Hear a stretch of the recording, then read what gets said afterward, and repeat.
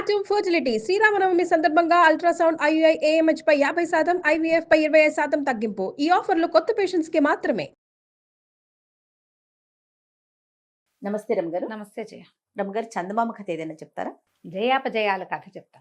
జయాపజయాలు దైవాధీనాలు అంతేనా? మామూలుగా ఎప్పుడు అంతే.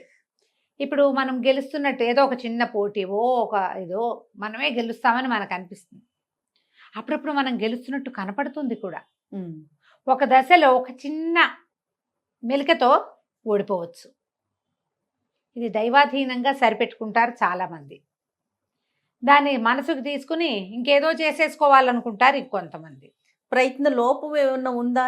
సరి చేసుకునే ప్రయత్నం కూడా చేస్తారు. ప్రయత్నం లోపం లేదు, అన్నీ బాగానే ఉన్నాయి. కానీ భగవంతుడు కాలం అనుకూలించలేదని కాలాన్ని నిందించి ఊరుకునే వాళ్ళు ఇంకొంతమంది ఉంటారు.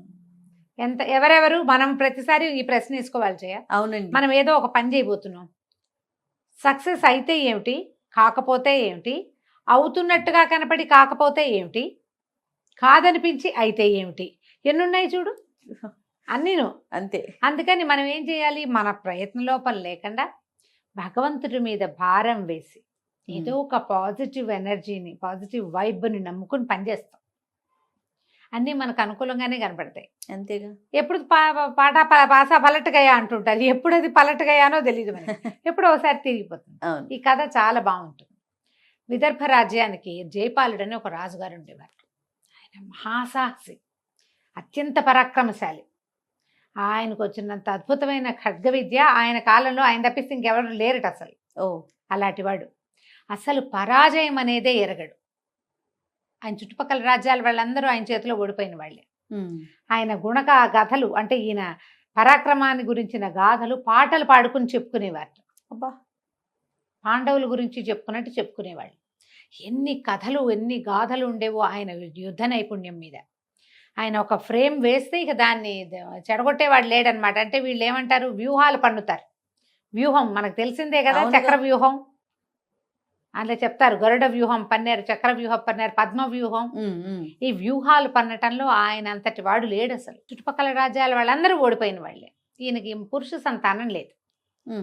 కొంచెం లేట్ వయసులోనే ఆయనకి జలజాదేవి అని ఒక కూతురు పుట్టింది, మహాసౌందర్యవతి. ఆయన తన కూతుర్ని ఇవ్వడానికి తనంత పరాక్రమశాలి ఎవడూ లేకపోవటం వల్ల పెళ్లి ప్రయత్నం కూడా చేయలే.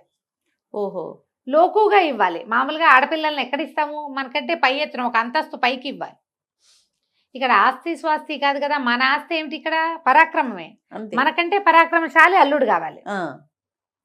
పరాక్రమశాలి ఎవడు లేడు, ఎవరికి ఇస్తాం పిల్లని? పెళ్లి ప్రయత్నమే చేయలేదు. అయితే వీళ్ళకి పక్క రాజ్యాల్లో జయపురం అని ఒక రాజ్యం. ఆ జయపురపు రాజు కూడా ఈయన చేతిలో ఒకప్పుడు ఓడిపోయిన వాడు. ఆయనకి మాణిభద్రుడని ఒక కుమారుడు ఉన్నాడు.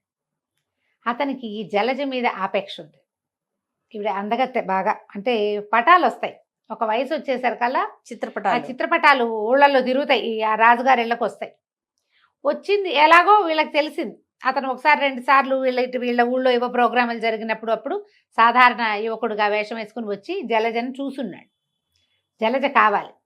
అయితే ఇతను ఏం చేశాడు, మామూలుగా అయితే ఇది లభించదు కాబట్టి ఏం చేశాడట ఆయన, ఆ కుర్రాడు ఎక్కడెక్కడెక్కడెక్కడికో వెళ్ళి ఎన్ని రకాల ఖడ్గచాలన విద్యలో నేర్చుకున్నాడు. ఆయనకంటే పరాక్రమశాలి అయితే కానీ కుదరదు. ఈ రాజ్యం విదర్భ బహుబలమైనది, చాలా పెద్దది, సంపన్న దేశం. ఈ రాజ్యాన్ని కొలగొట్టేస్తే పట్టుకోవచ్చు. అప్పుడు జలజ ఆటోమేటిక్గా దొరుకుతుందని జలజ కోసం ప్రయత్నం చేశాడు మాణిభద్రుడు.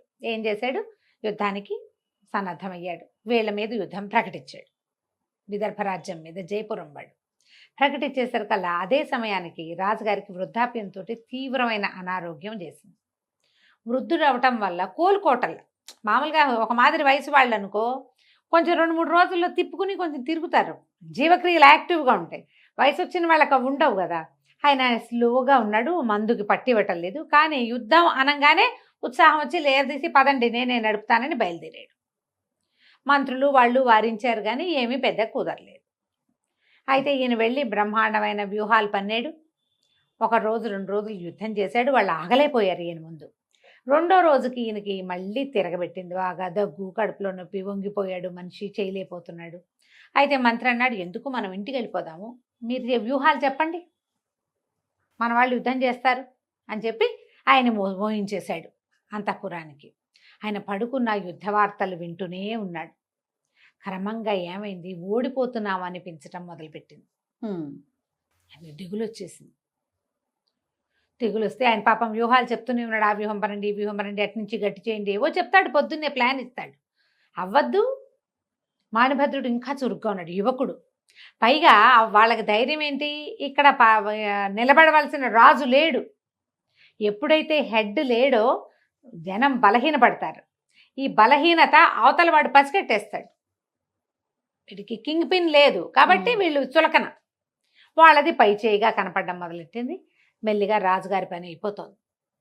అయితే మంత్రి వైద్యులు ఏమన్నారు, 2 రోజులు మించి ఈయన బతకడు, అయిపోయింది.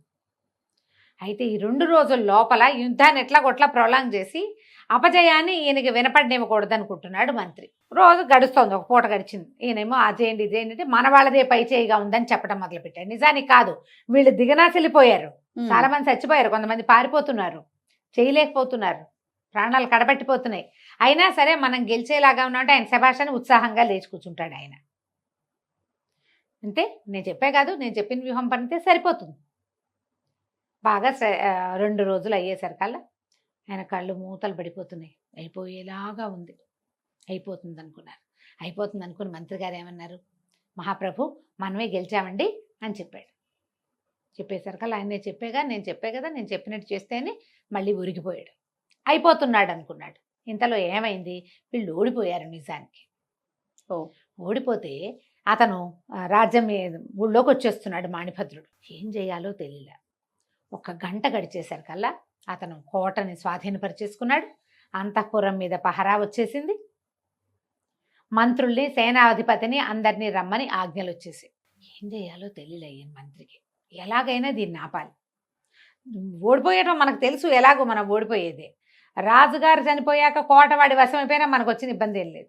ఈయన చెవిన పడకూడదు, ఆ దుఃఖంతో ఆయన చచ్చిపోకూడదు అని ఉంది మంత్రికి. మరి ఆయన ఎన్ని యుద్ధాలు గెలిచాడు? ఈ బాధతోటి ఆయన పోకూడదు, వృద్ధుడు, ఇంత బాధ పెట్టకూడదని ఉంది. ఇక రమ్మన్నారు. రమ్మనేసరికల్లా అందరూ వెళ్తుంటే మంత్రికి ఏం చేయాలో తెలియలే. సరే, రాజుగారు మాగన్నుగా పడుకున్నాడు కదా, వేలు నుంచి రాజముద్రకి తీయటం మొదలుపెట్టాడు నిదానంగా. ఆయన మెలకు వచ్చింది. ఏమిటది అన్నాడు. అదేనండి, మాణిభద్రుడు సంధికి వచ్చాడు. సంధి మీద పత్రం మీద వేలు ముద్ర వేయాలి కదా, మనం రాజముద్ర వేయొద్దు, తమరు సైనించున్నారని ముద్ర తీసుకెళ్తున్నాను అన్నాడు. అనేసరికల్లా ఈయన కాస్త మంచినీళ్ళు ఇవ్వండి అని మంచినీళ్ళు తాగి నేనే వస్తాను స్వయంగా అన్నాడు. మంత్రికి ఏం చేయాలో తెలియలేదు.